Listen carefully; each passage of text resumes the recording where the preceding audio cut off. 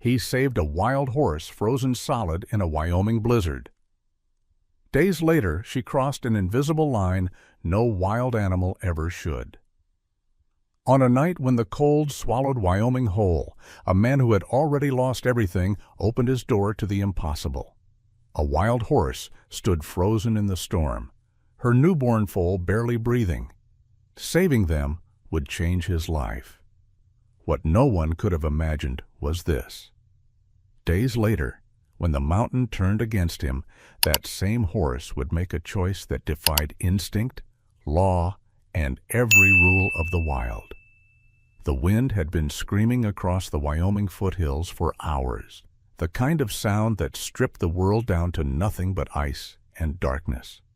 Snow moved sideways, stinging like glass, piling against the walls of Caleb Mercer's cabin until the windows looked buried alive. Inside, the fire burned low.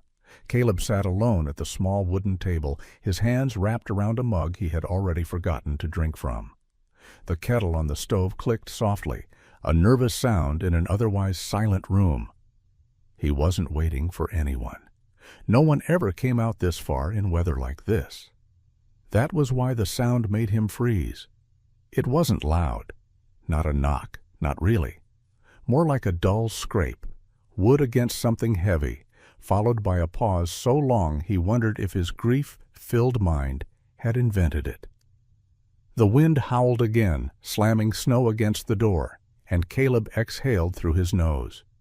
Just the storm, he muttered, mostly to convince himself. Then it came again.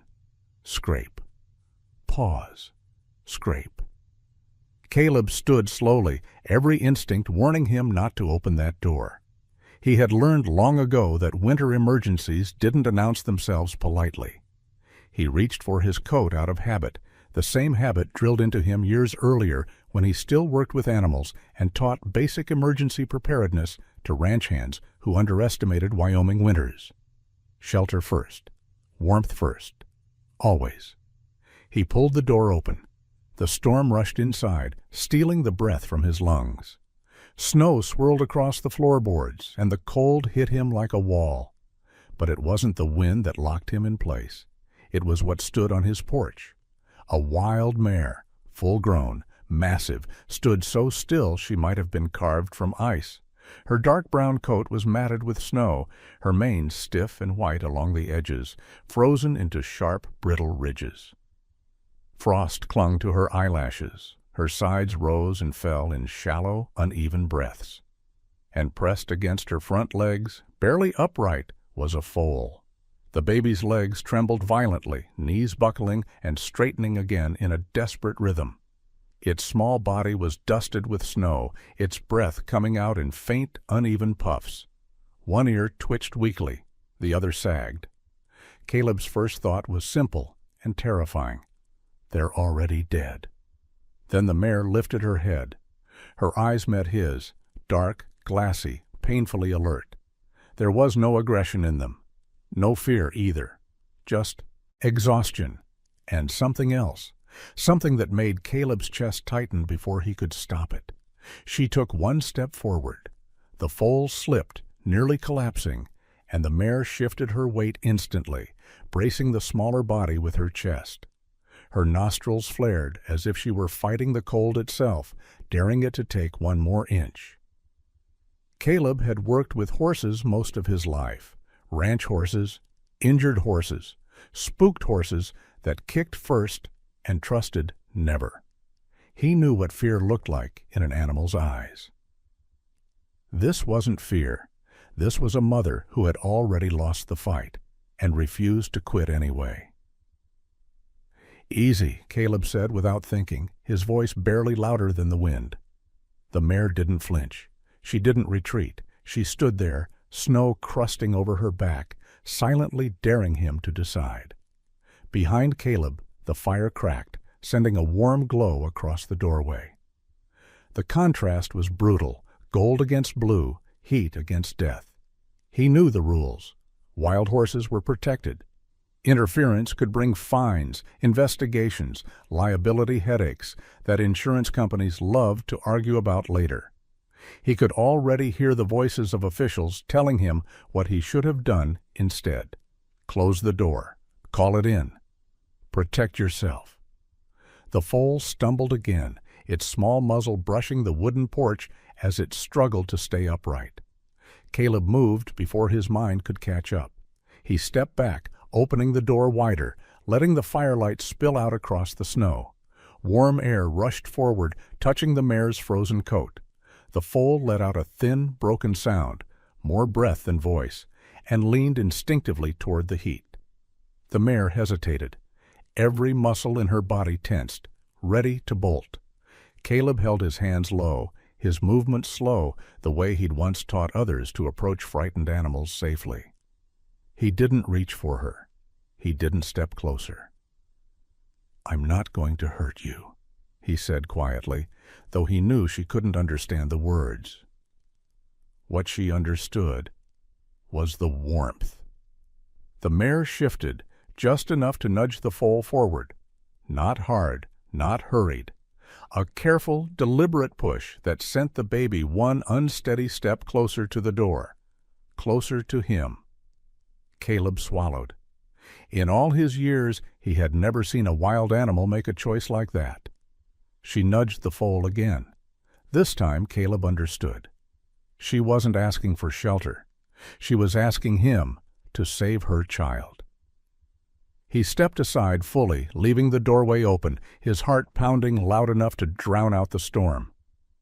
"All right," he whispered, the word shaking as it left his mouth. "All right, come on." The mare lowered her head, breathing hard, and took one careful step over the threshold. As her frozen hooves touched the warm wood of his cabin floor, Caleb felt a memory surface. His son's small hand slipping into his own on a winter night, trusting him to keep the cold away. The mare paused just inside, snow melting beneath her, and looked at him one more time. And for the first time in years, Caleb Mercer realized he was standing at the edge of a decision that would change everything. He closed the door behind them. "Stay with me," he murmured, more prayer than command. "We'll figure this out." The fire crackled louder, and the foal trembled against its mother's legs as the night pressed in from the other side of the walls. Caleb turned toward the blankets stacked near the hearth, unaware that this was only the beginning. "Stay with me." The words barely had time to settle in the air before reality rushed back in. The mare stood just inside the cabin, steam rising faintly from her frozen coat as snow melted onto the wooden floor. The foal swayed, legs trembling, its small body already giving in to exhaustion. Caleb shut the door fully, locking out the storm, but the cold had followed them inside. It clung to the mare's ribs, to the foal's thin neck, to the silence pressing against Caleb's chest. He moved carefully, not rushing, not startling.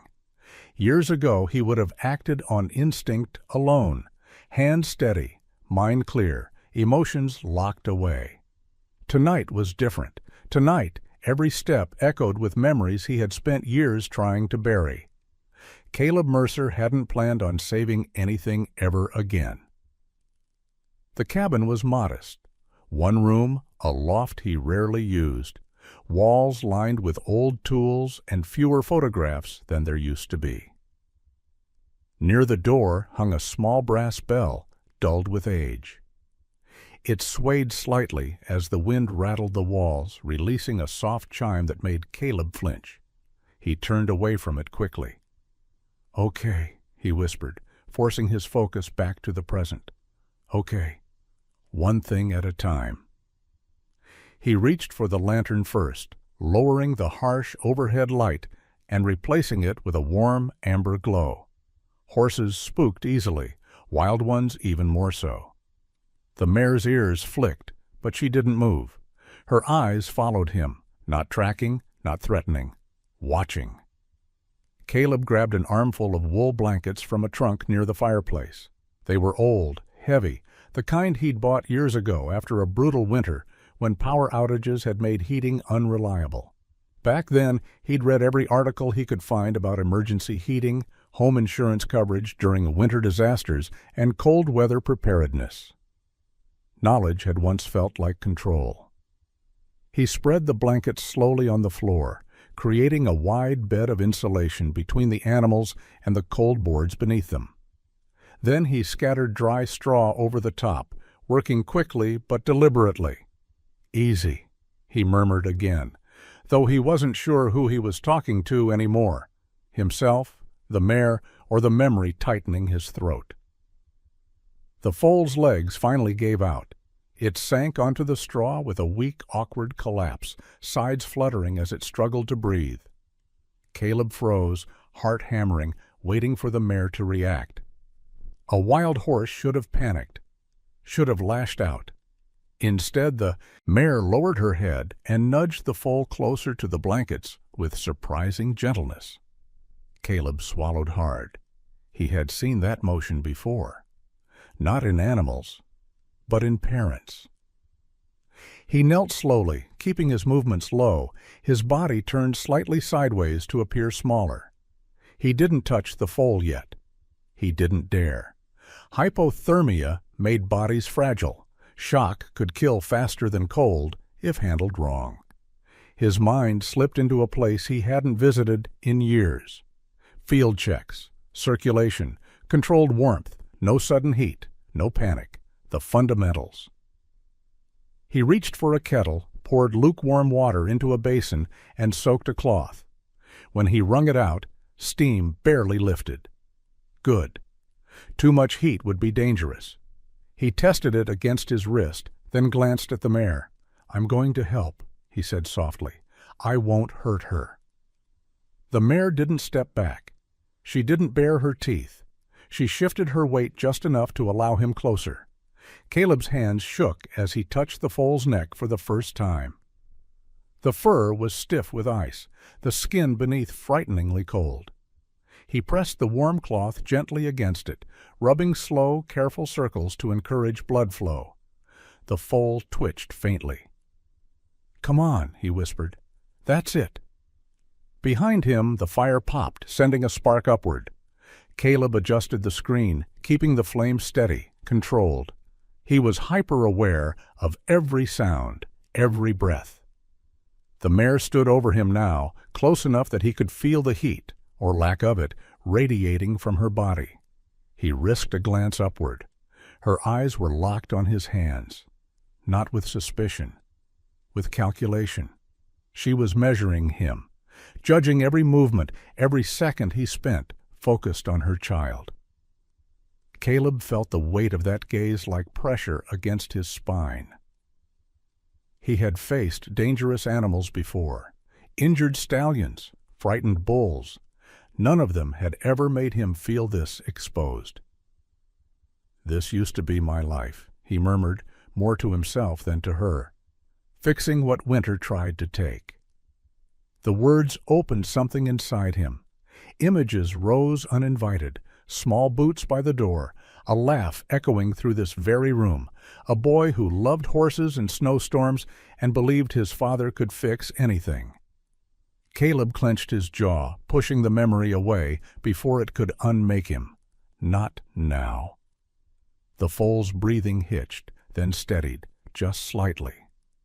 Caleb exhaled a breath he hadn't realized he was holding. He added another blanket, tucking it around the foal's small body without lifting her, trapping warmth instead of forcing it. Only then did he notice how badly the mare herself was shaking. Her legs trembled, muscles locking and unlocking in uneven bursts. Ice cracked softly as it fell from her mane onto the floor. Caleb hesitated, then stood slowly, retrieving another blanket. "I know," he said quietly. "I see you." He draped the blanket over her shoulders, careful not to startle her. She stiffened, then relaxed, just enough to tell him she understood the intention, if not the action. Caleb stepped back, giving her space, watching as she lowered herself awkwardly onto the straw beside her foal. The movement cost her. He could see it in the way her breath caught, in the slight tremor that ran through her flank. She had pushed herself too far to get here. Outside, the storm battered the cabin without mercy. Inside, time slowed to the rhythm of breathing and firelight. Caleb sank onto a chair near the hearth, exhaustion creeping into his bones. He hadn't realized how long it had been since he'd cared for anyone or anything with this level of focus. It felt both familiar and unbearably heavy. He rubbed his face with both hands. "I stopped doing this for a reason," he said under his breath. "Stop saving things." The mare lifted her head at the sound of his voice. For a long moment, they simply looked at each other, two survivors trapped by the same night.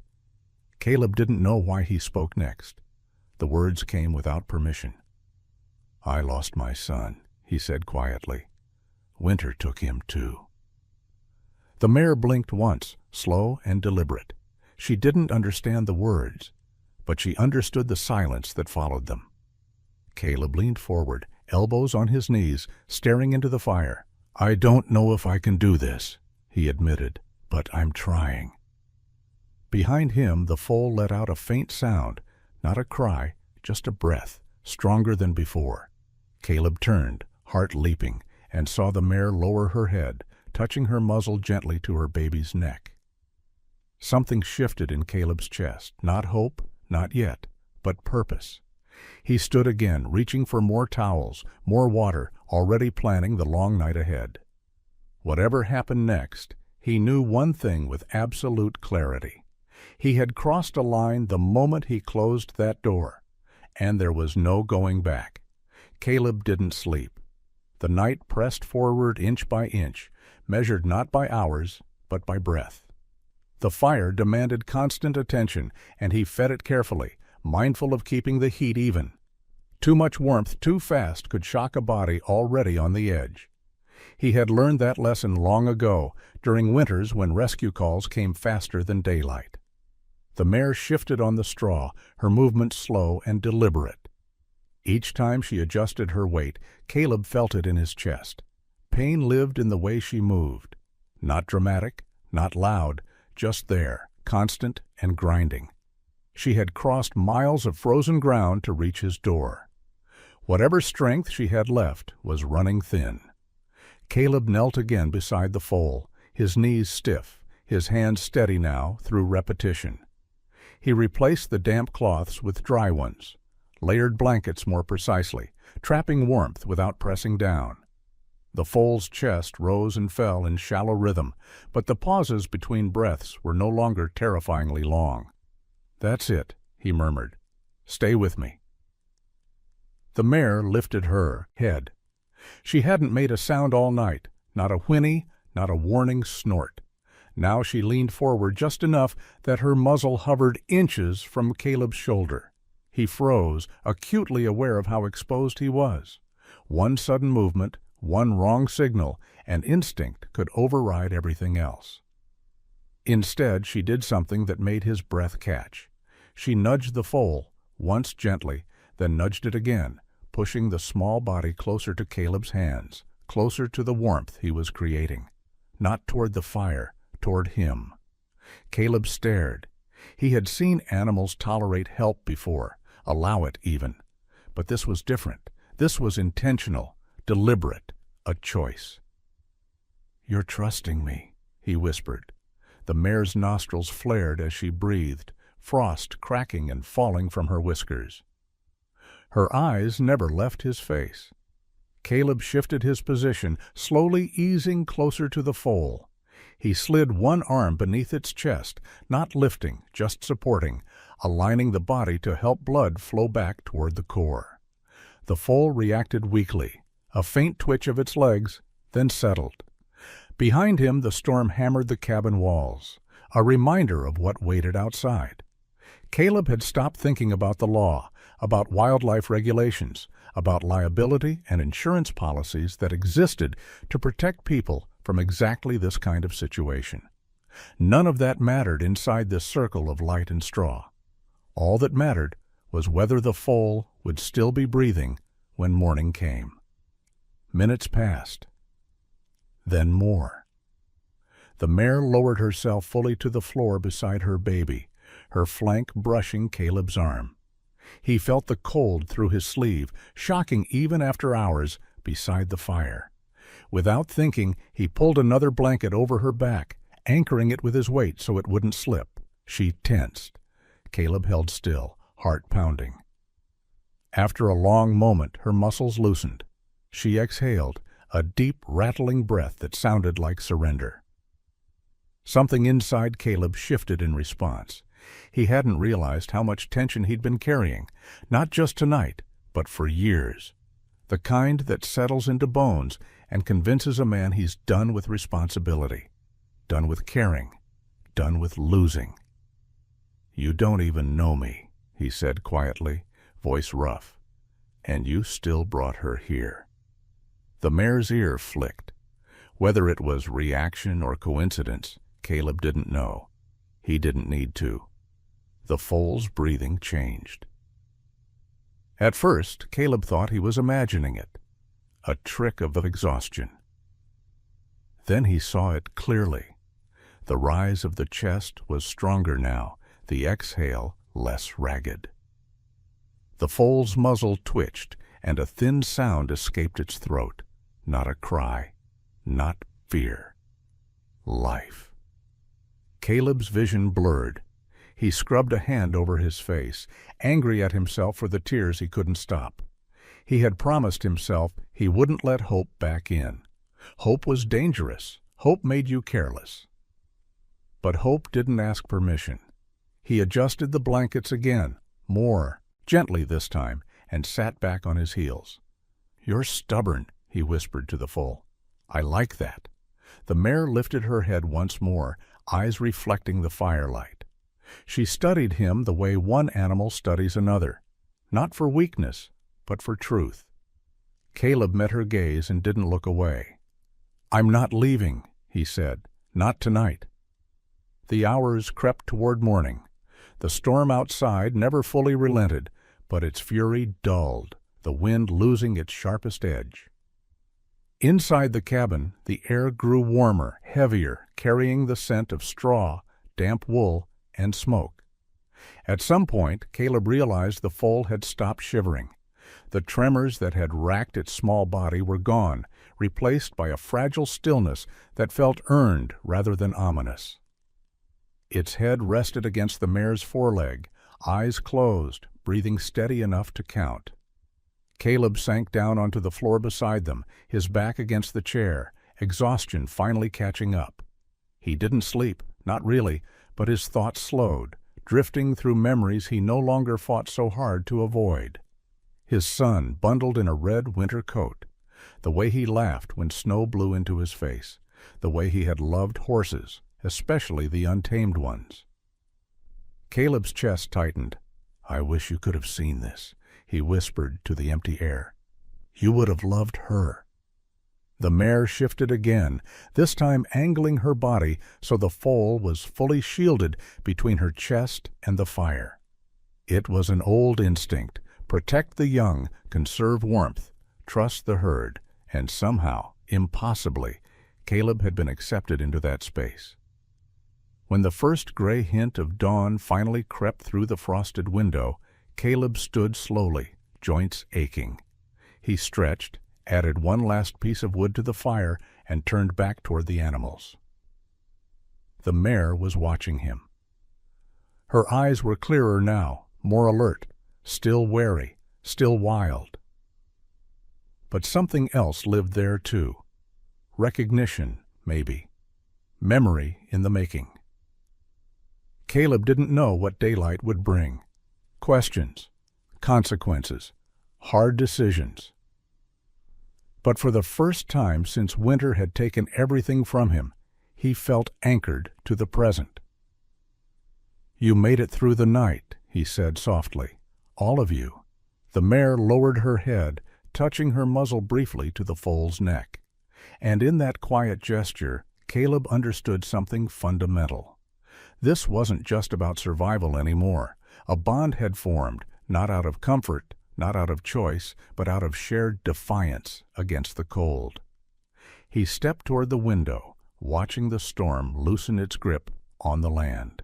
Behind him, the fire crackled steadily, and the foal breathed on. Morning didn't arrive all at once. It crept in quietly, pale and uncertain, as if the land itself wasn't convinced the storm was finished with it. Light filtered through the frost-laced window, turning the air inside the cabin a muted gray blue. Caleb noticed it only because the fire no longer needed his constant attention. The night had finally loosened its grip. He stood slowly, his joints stiff, his body heavy with exhaustion. The mare lay on her side now, chest rising and falling in deeper, steadier breaths. Her coat was still damp, still cold in places, but the rigid sheen of ice was gone. The foal was pressed against her, legs tucked awkwardly beneath its small body, breathing with a rhythm that no longer frightened him. Caleb let out a long breath he'd been holding since before dawn. "Good," he whispered. "That's good."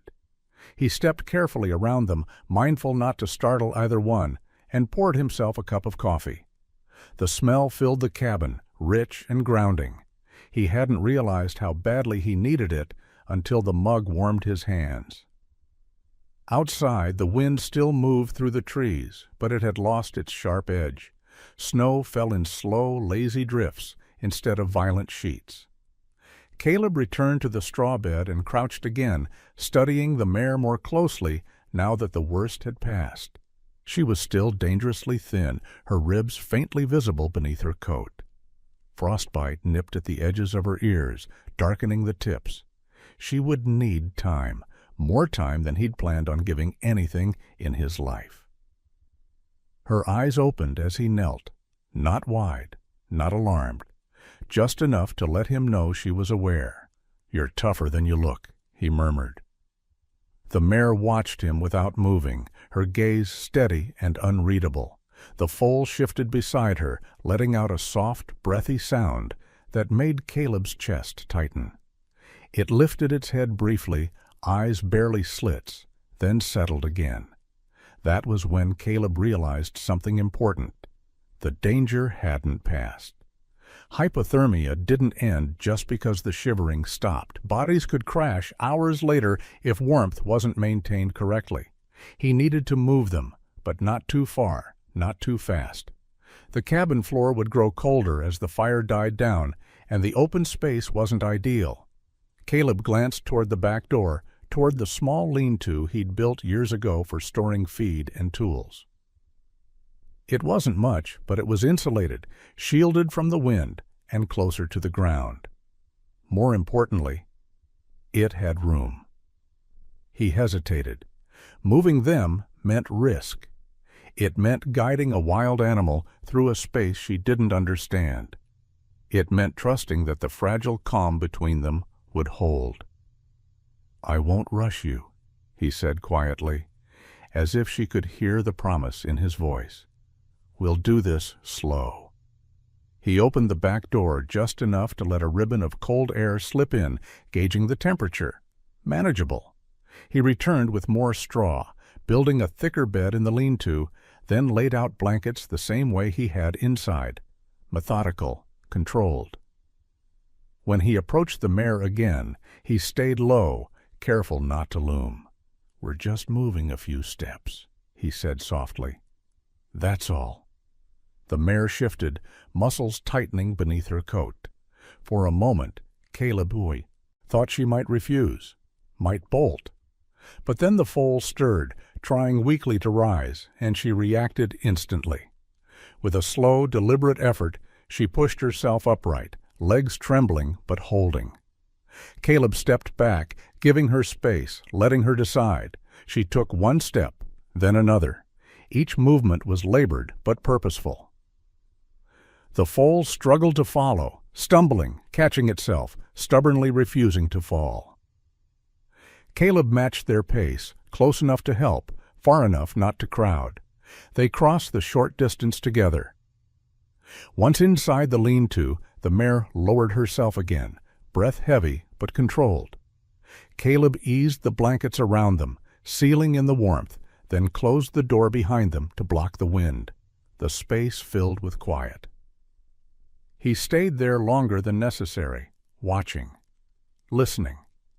The foal lifted its head again, stronger this time, and nosed clumsily at its mother's chest. The mare responded with a soft, almost imperceptible rumble deep in her throat, not a sound meant for human ears. Caleb felt something twist gently inside him. "You're doing your job," he said to her. "I see that." The sound of crunching snow pulled his attention outward. Caleb stiffened, instinct flaring. He stepped outside and scanned the tree line just as a bundled figure emerged from the white, small, hunched, moving carefully with the aid of a cane. Marlene Shaw. "What in God's name?" she began, then stopped short when she saw his expression. "Caleb? Are you all right?"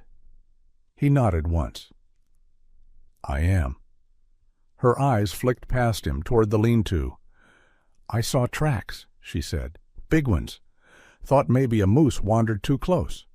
Caleb hesitated, then stepped aside.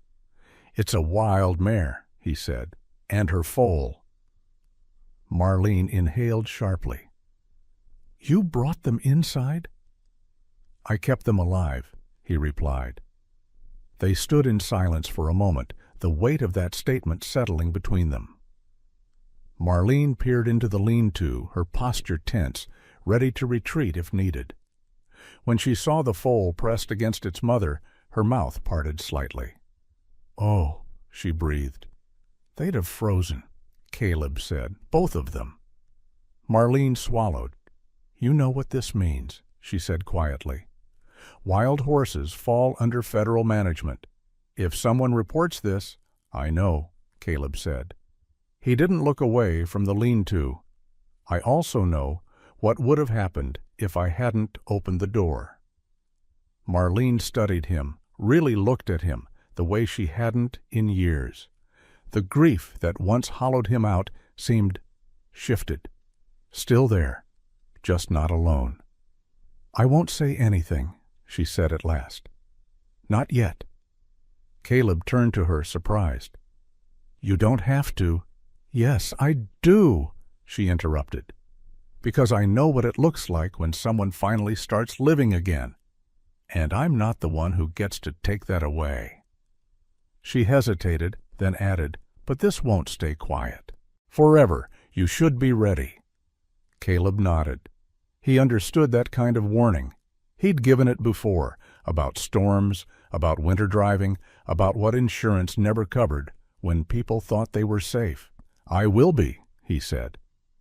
When Marlene left, the day felt strangely full, as if the land itself were holding its breath. Caleb returned to the lean-to and sat nearby, tools forgotten at his feet. The mare opened her eyes again and looked at him, not in thanks, in recognition. Caleb leaned back against the wall, listening to the steady breathing of mother and foal. Outside, the storm finally began to break apart, clouds thinning, light strengthening. For the first time, warmth settled into the place winter had claimed, and Caleb knew, without knowing how, that the hardest part was still ahead. The hardest part didn't arrive with noise or violence. It arrived quietly, disguised as routine.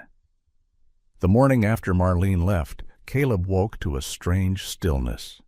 The storm had finally broken apart during the night, leaving behind a landscape so white and clean it felt unreal. Sunlight reflected off the snow in sharp, blinding sheets. For a moment, standing at the window, Caleb felt as though the world had reset without asking his permission. He turned toward the lean-to. The mare was awake, standing now, though she leaned slightly to one side, as if her body were still negotiating with gravity. The foal moved around her in small, uncertain arcs, legs stiff but determined. It stopped every few steps, reassessing, then continued, driven by something stubborn and unteachable. Caleb smiled despite himself. "All right," he said softly. "You're not quitting. I see that." He moved slowly through his morning tasks, careful not to break the fragile balance they'd settled into. He brought fresh water, warmed just enough to keep the chill away. He portioned hay he'd kept for emergencies, rationing it with the kind of quiet math people used when they weren't sure how long help would take to arrive. Years ago, he'd learned to think this way, planning for worst-case scenarios, calculating risk, making do without guarantees. Back then, it had been for others. Now, it was personal. The mare watched him from the corner of her eye as she ate. Her posture was guarded, but no longer rigid. When Caleb stepped too close, she shifted. Not away, but just enough to maintain space. It wasn't fear. It was awareness. "You don't owe me anything," he said, as he set the feed down and backed away. "This isn't a deal." The foal approached the edge of the straw bed, curiosity outweighing caution. It sniffed the air, then took one bold step toward Caleb before stopping short, startled by its own courage. Caleb crouched, lowering himself to the foal's height, and waited. "Go on," he murmured. "I'm not chasing you." The foal studied him, ears flicking, eyes bright and uncertain. Then it turned back toward its mother, pressing its side against her leg as if checking in. The mare lowered her head slightly, touching the foal's back with her muzzle. Permission. The foal took another step. Caleb felt his chest tighten, not with fear this time, but with something dangerously close to joy. He stayed still, hands open, breathing slow. The foal came close enough that he could see the frost scars along its whiskers, the faint tremble that still lived in its legs. "Juniper," he said without thinking. The name surprised him as much as it seemed to surprise the foal, which twitched its ears at the sound. Caleb blinked, then let out a quiet breath. "You look like you belong to the mountains," he added. "That seems fair." The mare watched him closely when he spoke again. "And you," he said, meeting her gaze.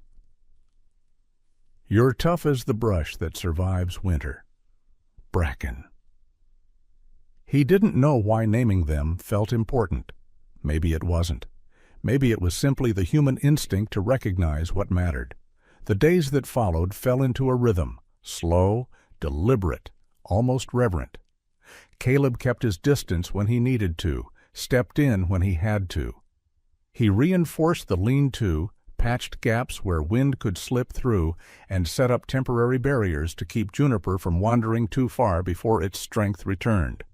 Marlene came by once a day, sometimes twice, always cautious, always watchful. She brought extra feed one afternoon, left a thermos of soup on his porch another. They didn't talk much about the future. Some things were easier left unspoken. "They're improving," she said on the third day, peering into the lean-to from a safe distance. "They are," Caleb agreed. She hesitated. "That won't stop people from asking questions." "I know." "You planning on answers?" Caleb looked at Bracken, at the way she angled her body between Juniper and the open world, even now. "I'm planning on time," he said. Time passed differently after that. The snow softened, melting just enough to reveal patches of earth beneath. Juniper's steps grew steadier, its movements more confident. It began to test boundaries, wandering farther from its mother, circling the lean-to with clumsy enthusiasm before returning to press close again. Bracken grew stronger too, though more slowly. Her appetite improved. The tremor in her legs faded. But she never fully relaxed. Her ears tracked every sound. Her eyes followed every movement beyond the fence line. She remembered where she was. Caleb noticed it in the way she lifted her head when trucks passed on the distant road, in the way she froze when wind carried unfamiliar scents. She was healing, but she was not forgetting. Neither was he. Late one afternoon, as the sun dipped low and painted the snow in amber and shadow, Caleb sat on the fence rail, watching Juniper struggle valiantly with a patch of uneven ground. It stumbled, recovered, and stumbled again, then paused, frustrated. "You're going to figure it out," Caleb said. "You always do." Bracken turned her head slowly, fixing him with a long, steady look. Not challenging, not soft. Assessing. Caleb met her gaze, something unspoken passing between them. He realized then that this calm, this fragile stretch of days, couldn't last. Winter never allowed for permanence. Neither did rules. Or people. But the bond forming here didn't seem to care about timelines or consequences. That night, as Caleb secured the gates and checked the sky for signs of another storm, he felt it again. That sense that the world was holding its breath, waiting. Inside the lean-to, Juniper settled into the straw, curled close to Bracken's side. The mare lowered her head, touching her muzzle briefly to the foal's neck, then lifted it again, eyes scanning the dark beyond the fence. Caleb stood there longer than necessary, hands tucked into his coat, listening to the quiet. Whatever came next, questions, danger, or something worse, Gears, it would arrive soon. And when it did, none of them would be the same. The change came quietly, the way dangerous things often did. Caleb noticed it first in the light. The sun hung a little higher now, its warmth deceptive, softening the snow just enough to turn solid ground into a fragile skin. From a distance, everything looked safer. Closer up, it was worse. Meltwater slid beneath the surface, invisible, waiting. He stood at the edge of the fence one morning, squinting at the slope that curved down toward the tree line. Winter had rearranged the land. Fallen branches lay half buried. Old tracks crossed new ones. The terrain no longer matched the memory in his head. "Looks harmless," he muttered. "That's how it gets you." Behind him, Juniper kicked at a clump of snow, then startled itself by slipping. It recovered quickly, tail flicking in annoyance, then trotted back toward Bracken. The mare stood alert, stronger now, her coat shedding the dull stiffness it had carried since the storm. But her eyes never softened. They followed Caleb as closely as they followed the land. He grabbed his gloves and slung them on, the familiar weight settling into his palms. He needed more straw, more wood. Supplies dwindled faster than he liked, and another cold snap was always a possibility. He told himself it would be quick. Down the slope, around the fallen log, back before the sun shifted. "I'll be right back," he said aloud, though no one needed the reassurance. Bracken lifted her head immediately. Her ears pointed forward, tracking him as he moved away from the lean-to. Juniper paused mid-step, watching too. Caleb raised a hand in a small, almost unconscious gesture, then turned toward the path. The snow crunched beneath his boots, firmer near the top, slicker as he descended. Meltwater had glazed the surface into a thin, treacherous shell. He adjusted his footing, planting each step carefully, just as he'd taught others to do during winter safety briefings years ago. Slow, deliberate, no rushing. The log lay just beyond the bend, heavier than he remembered, its bark dark with moisture. Caleb wedged his axe beneath it, testing the leverage.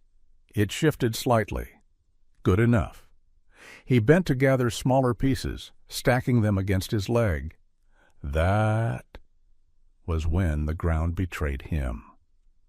The surface cracked, not loud, not dramatic, just a sudden, hollow give beneath his right foot. Caleb's balance vanished in an instant. He grabbed for the log, missed, and felt himself slide hard down the slope as snow exploded around him. He hit fast. Pain flared white-hot through his lower leg as it slammed against something solid. He gasped, the sound tearing out of him, and instinctively reached down. His hand met rough bark. The log. It had rolled.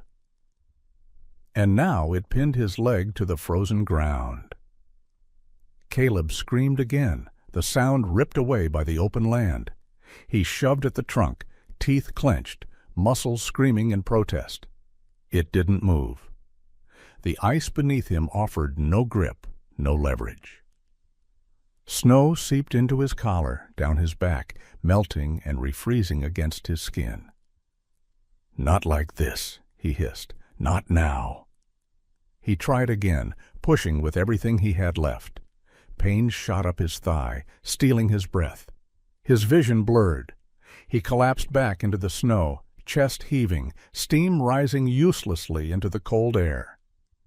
He knew the signs, the way the pain dulled too quickly, the creeping numbness in his fingers, the dangerous warmth spreading through his limbs that felt almost comforting. Hypothermia. He had warned people about it for years, how it didn't feel like freezing at the end, how it lied to you, how it convinced you to rest. Caleb forced himself to move his hands, to stay present. He shouted once more, voice raw, knowing no one was close enough to hear. Marlene lived miles away.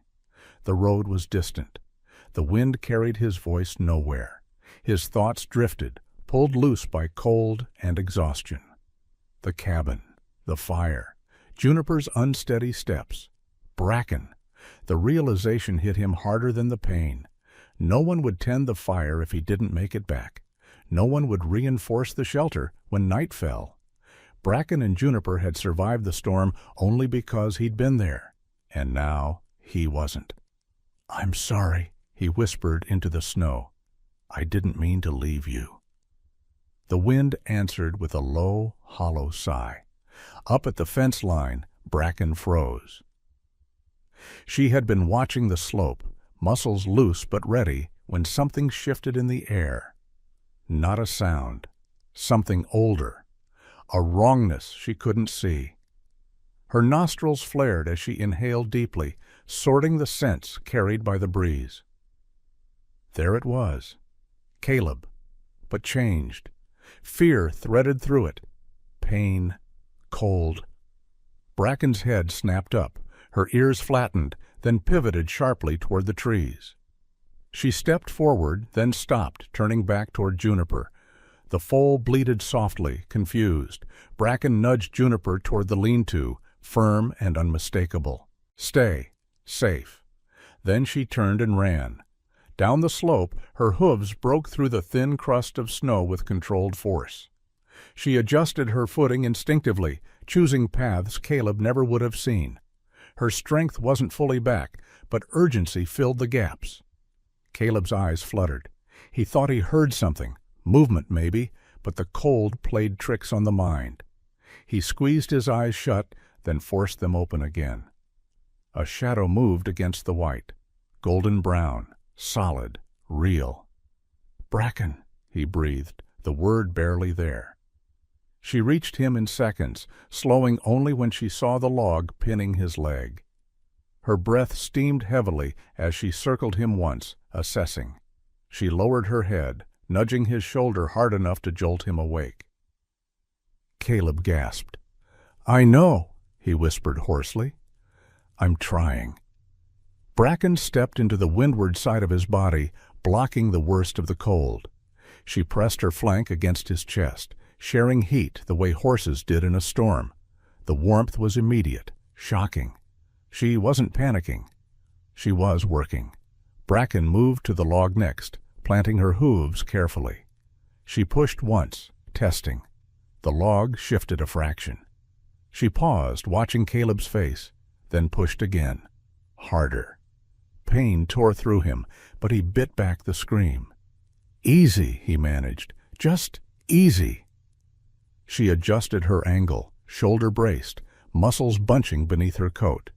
With a powerful shove, the log rolled just enough to free his leg.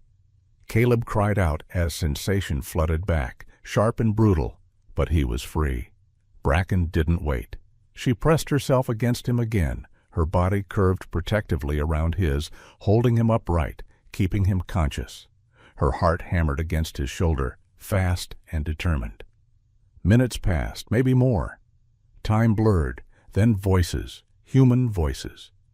Caleb blinked hard as figures appeared through the trees, bright jackets cutting through the snow. Marlene's shout carried first, sharp with fear and relief. They froze when they saw Bracken. Hands went to radios, to belts.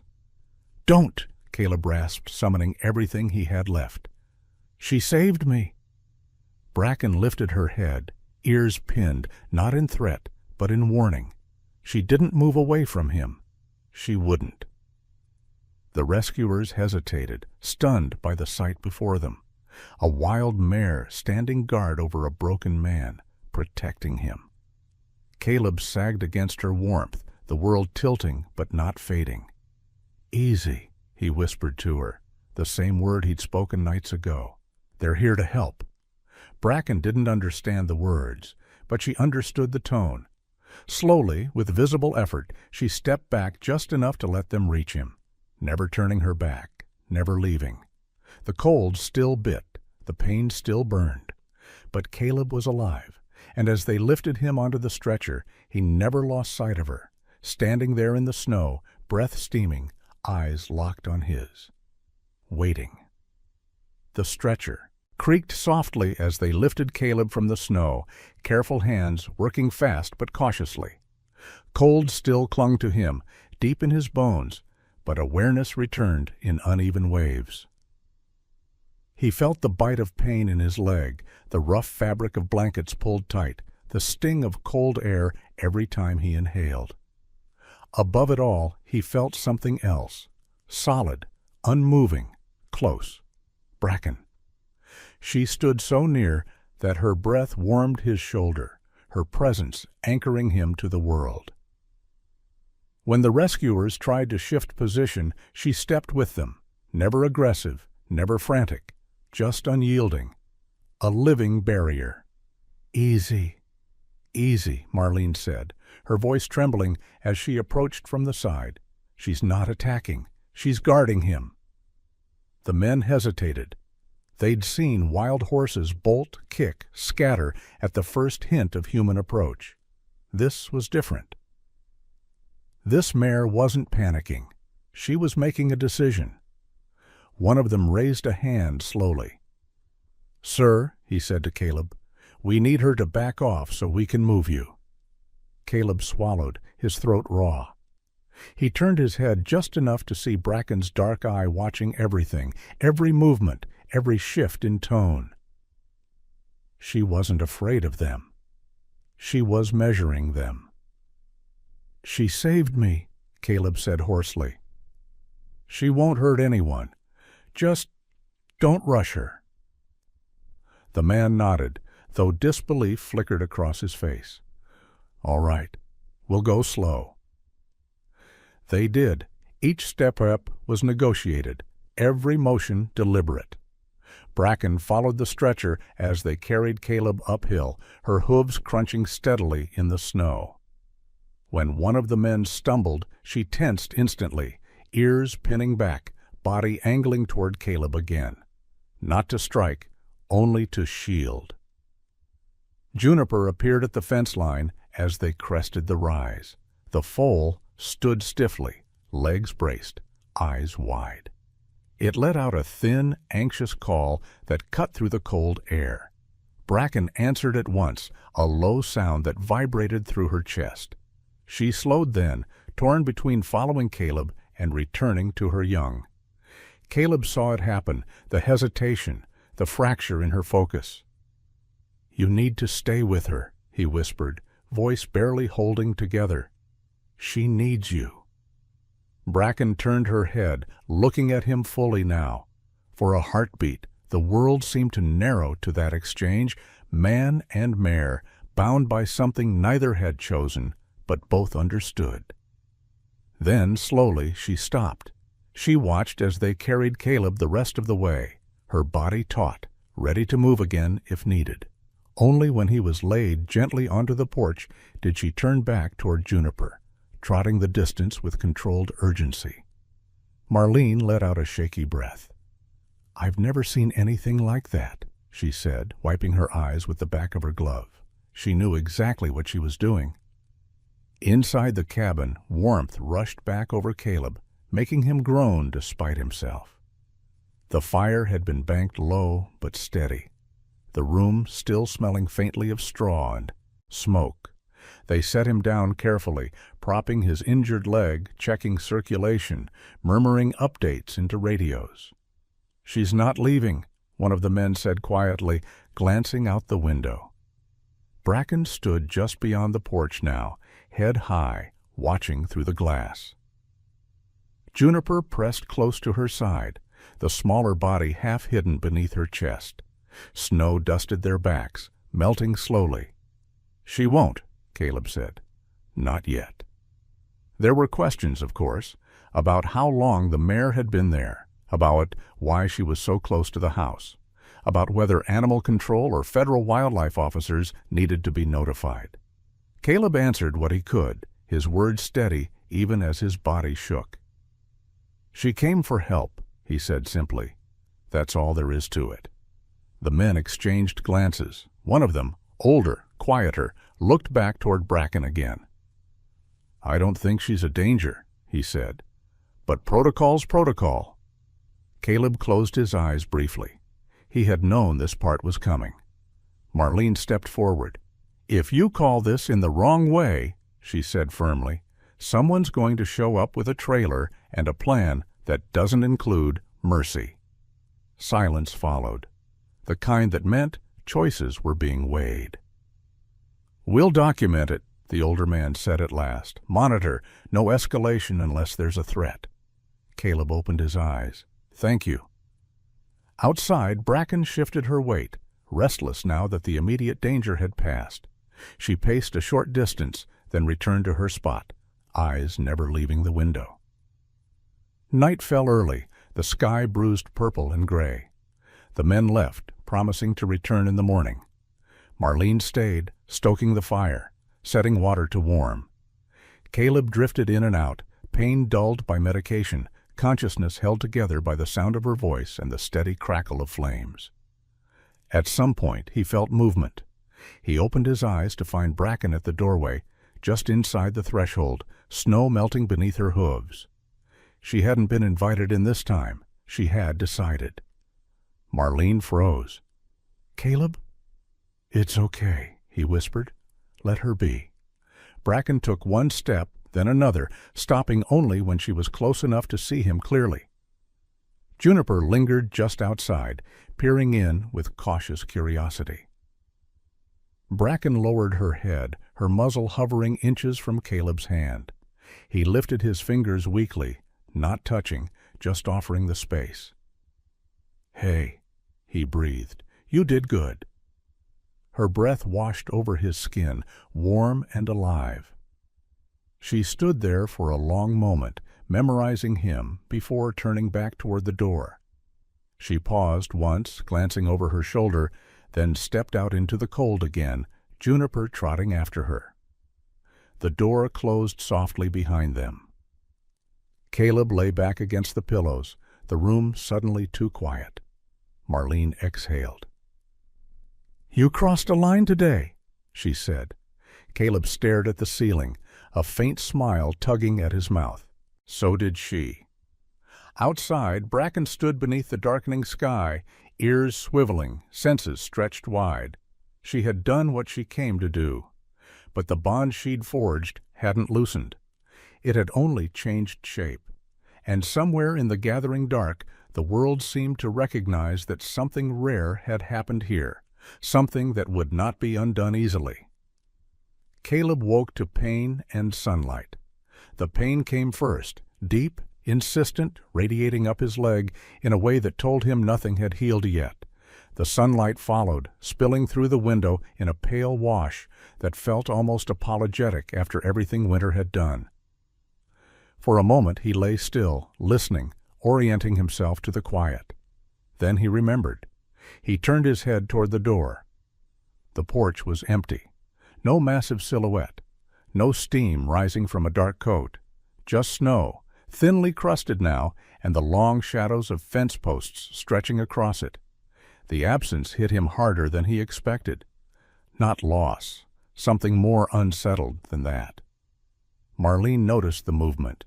She looked up from the stove, coffee mug in hand.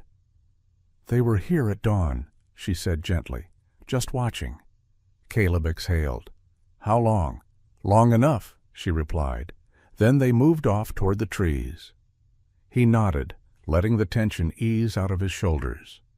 The rescue crew had returned earlier that morning, checked his leg, confirmed what he already knew. No immediate surgery, but weeks of careful recovery ahead. Physical therapy, follow-ups, paperwork that came with words like coverage and liability and responsibility. He'd signed where they told him to, his mind elsewhere. The day passed slowly. Caleb rested when he had to, forced himself upright when he could. He moved with crutches now, the rhythm awkward but manageable. Every sound outside pulled his attention, the creak of snow, the call of distant birds, the wind shifting direction. Late afternoon brought visitors. 2 vehicles this time, official, neutral-colored. Men and women who moved with professional caution, eyes sharp but not unkind. They introduced themselves with titles that carried weight: land management, wildlife oversight, words that usually meant distance. "We're not here to take them," one of them said after listening to Caleb's account. "Not today." Caleb studied her face, searching for the fine print. "Then why are you here?" "Because the situation crossed several lines," she said calmly.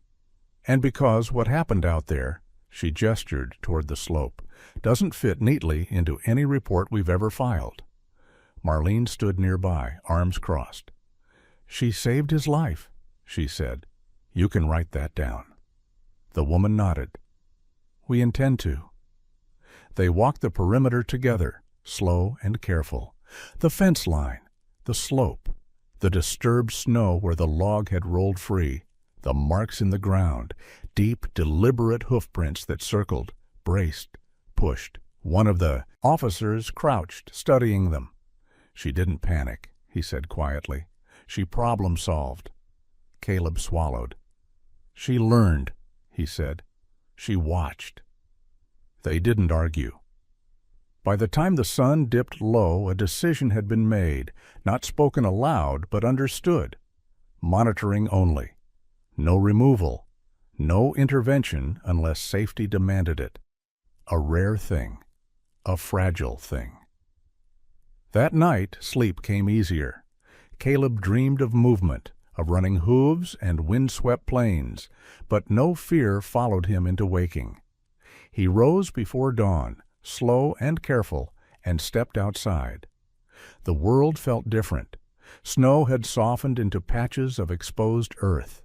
The air smelled faintly of pine and thaw. Caleb stood quietly, letting the morning settle into him, when something caught his eye near the fence. Tracks.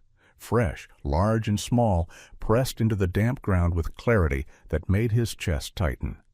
They led toward the porch, and stopped, right there, just short of the first step. Caleb lowered himself carefully, one crutch braced, and studied them. The prints were clean, unhurried, no signs of struggle, no chaos, just presence. Beside them lay something else, a strip of dark hair caught on a splintered post, long, coarse, unmistakably from a mane. Caleb reached out, fingers trembling slightly, and lifted it free. She had come back, not for shelter, not for help, for him. He sat there for a long time, the cold seeping through his jeans, the world quiet around him. Somewhere beyond the tree line, a branch cracked. A bird took flight. Life moved on, indifferent and miraculous all at once. Marlene joined him a moment later, wrapping her coat tighter. She followed his gaze, then covered her mouth with her hand. "Well," she whispered, "I'll be." Caleb smiled, a real one, slow and unguarded. "She wanted me to know." "Know what?" "That she remembers," he said, "and that she's all right." They stood together in silence, the kind that didn't demand words. Days passed. Caleb's strength returned in small increments. His leg ached, but it healed. He moved more confidently on his crutches, then less on them. The cabin filled again with routine. Firewood stacked neatly, tools returned to their hooks, the brass bell at the door chiming softly whenever the wind stirred it. Sometimes, at dawn or dusk, Caleb saw movement at the edge of the land, a dark shape on a distant ridge, a smaller one racing ahead, legs sure now, joyful. He never followed. He understood the boundary now, not as a wall, but as respect. One evening, as the sky burned orange and gold, Caleb sat on the porch, leg propped, breathing in the cooling air. He didn't call out. He didn't expect anything. But across the field, Bracken stood. She didn't approach. She didn't retreat. Juniper grazed nearby, lifting its head now and then to check her position. Bracken watched Caleb for a long moment, ears relaxed, posture calm. Then she turned, the two of them, moved together into the trees, their forms dissolving into shadow and light until there was nothing left but memory. Caleb remained where he was, the ache in his chest gentle now, familiar but no longer sharp. He understood something he hadn't before, that survival didn't always mean staying. Sometimes it meant knowing when to leave. He rested his hand against the porch rail, the place where the mane hair had been caught earlier that day, and closed his eyes. Winter had tried to take everything. It hadn't succeeded. Spring didn't arrive with celebration. It came quietly, like a careful apology. The snow withdrew inch by inch, leaving the land damp and raw beneath it. Mud replaced ice. Water trickled through places that had been silent for months. Caleb felt the change in his leg before he saw it outside. The ache loosening, the stiffness easing, the slow return of strength that couldn't be rushed or faked. He moved without crutches now, though the limp remained. A reminder, not of weakness, but of survival. The officials returned one last time near the end of March. No sirens, no urgency, just clipboards, radios, and calm professionalism. They stood with Caleb at the fence line, eyes scanning the open ground beyond the trees. "We haven't seen them in a week," one of them said. "That's good." Caleb nodded. "It means they're where they belong." The woman who had spoken before glanced at him. "You understand that if they wander too close to public roads again, we may have to intervene." "I do," Caleb replied. "And if that happens, I won't stand in your way." She studied his face for a long moment. Most people say that. Few mean it. Caleb didn't answer. He didn't need to. Paperwork followed, reports written in careful language. Words like unusual behavior, protective response, non-aggressive interaction. No space for gratitude, no line item for loyalty. Still, the conclusion stood. No action required. When they left, the land felt lighter somehow, as if it had been holding its breath along with him. Marlene came by later that afternoon, carrying a loaf of bread wrapped in a towel.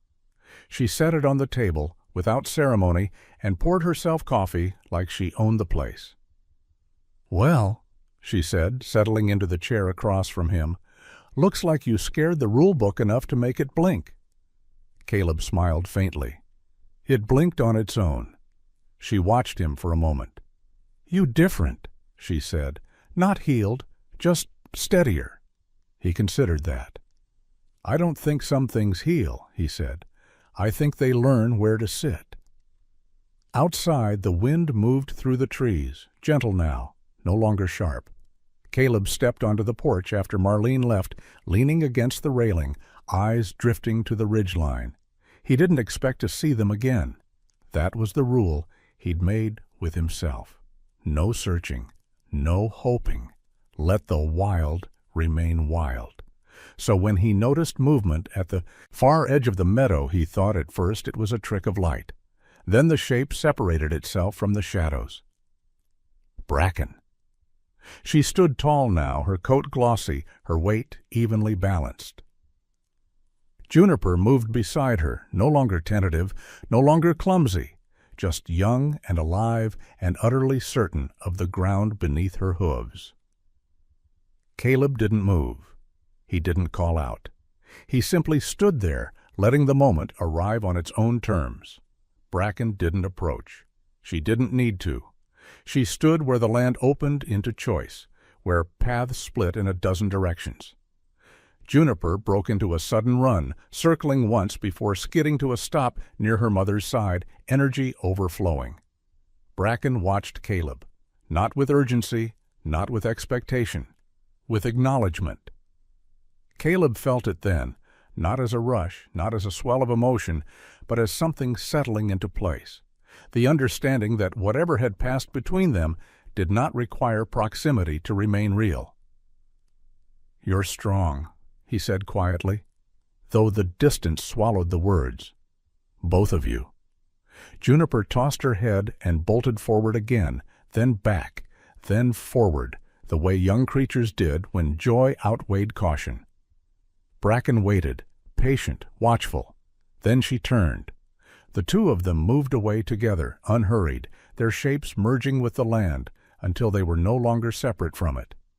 Caleb remained on the porch long after they disappeared. That night he lit the fire out of habit, though the air barely required it.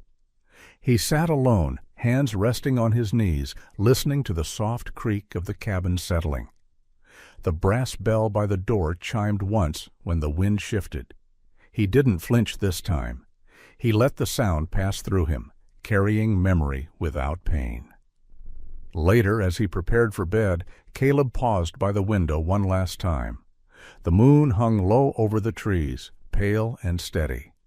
Somewhere out there, a mare and her foal moved freely, their lives unfolding beyond the reach of fences or fear.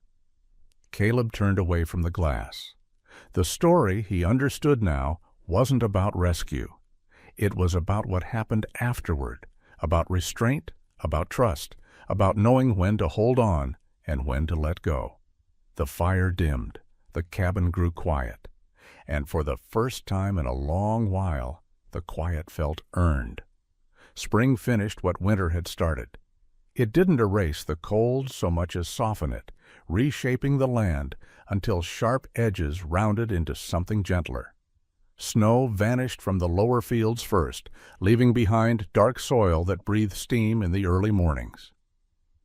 Caleb felt it in his body before he trusted it with his eyes, the way his leg carried weight without flaring in protest, the way his breath no longer caught when he stepped outside at dawn. Healing, he had learned, was not an arrival. It was a permission. The cabin settled into a new rhythm. Windows stayed open longer. The fire burned less. Tools came down from their hooks, not out of urgency, but intention. Caleb worked slowly, fixing what winter had strained, not because anything demanded it, but because he wanted the place to endure. Marlene still came by, though less often now. When she did, they talked about ordinary things: weather forecasts, grocery prices, the quiet reassurance of insurance forms, finally filed and closed. Once, she paused at the porch and looked out across the meadow. "You ever think about leaving?" she asked. Caleb followed her gaze. The land stretched wide and honest, no promises attached. "No," he said, "I think about staying differently." She smiled, satisfied with that, and drove off. Some mornings Caleb walked the fence line, not checking for damage, just walking. He stopped at the place where the ground still bore faint scars from the log that had pinned him, the earth, darker there, slower to dry. He didn't avoid it. He acknowledged it, then moved on. He no longer searched the ridges. That was the change he noticed most, the letting go of expectation, the quiet acceptance that whatever had passed between him and Bracken belonged to a moment that didn't require repetition to remain true. Still, the land had its habits. One early morning, as fog clung low to the grass, Caleb stepped onto the porch and noticed something near the steps. At first, he thought it was debris carried in by wind. Then he saw the shape. A small branch lay there, placed, not dropped. Pine, fresh, its needles still fragrant. It rested beside the bottom step, angled carefully as though aligned by thought rather than chance. Caleb knelt slowly, heart steady, and picked it up. He didn't look toward the trees right away. He didn't need to. The message was simple, unmistakable. We are alive. We remember. Caleb stood, holding the branch loosely in his hand. The fog thinned as the sun climbed, revealing the meadow inch by inch. Nothing moved at the edges. No dark shapes. No watching eyes. That was all right. He carried the branch inside and set it beside the brass bell by the door. The bell chimed softly when he touched it, a sound that no longer hurt. Life continued. Summer followed, cautious at first, then confident. The hills greened. The air filled with insects and birdsong. Caleb's leg grew stronger, his limp fading into something only he noticed now. He took longer walks, not to prove anything, but because movement felt good again. Occasionally, someone asked about the story. Word traveled, as it always did in places like this, trimmed of wonder, sharpened by disbelief. A wild horse, a rescue, a man pinned in the snow. Caleb never corrected anyone. He didn't embellish either. "It happened," he said when pressed. "That's enough." One evening, near the end of summer, Caleb sat on the porch with a cup of coffee, watching the sky shift into gold and violet. The land breathed quietly around him, alive in a way that didn't demand attention. Movement caught his eye, not close, not dramatic. Far off, at the highest ridge, two shapes crossed the skyline. One large, one smaller. They moved with ease now, no hesitation, no stiffness. Juniper ran ahead, stopped, ran back. Bracken followed at a measured pace, unhurried, whole. Caleb didn't stand. He didn't wave. He simply watched, his chest warm with something that felt like gratitude without weight. Bracken paused at the crest. Even from this distance, Caleb felt it. The awareness. Not a look, not a signal, just recognition. Then she turned. The two figures moved on, dissolving into distance until the ridge was empty again. The sky deepened. Stars emerged, one by one. Caleb finished his coffee and stood, joints loose, body at ease. He stepped inside and closed the door, the bell chiming once more, a sound no longer tied to loss but to continuity. Later, as night settled fully, Caleb lay awake, listening to the familiar sounds of the cabin. Wood contracting, wind brushing the eaves, the steady quiet of a place at peace with itself. He thought of winter, not with bitterness, but respect. It had taken what it could. It had failed to take the rest. Outside, the land held its stories close, carrying them forward without asking for witnesses. Inside, Caleb rested, knowing that some bonds didn't fade with distance. They simply learned where to live. If this story stayed with you even for a moment, I'd love to hear from you. You don't need many words. A simple comment, even just here, lets us know you were part of this moment. If you believe the bond between humans and animals still matters, please like this video and subscribe. More true stories are waiting, and I'd be honored to share them with you.